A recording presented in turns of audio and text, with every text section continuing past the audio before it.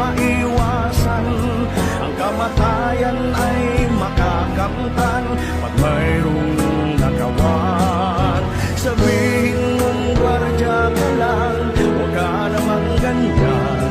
Hindi mo ba alam sa buhay nila may panganib na nakaabang?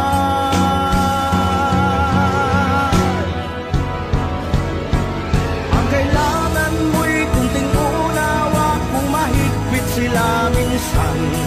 Dahil ang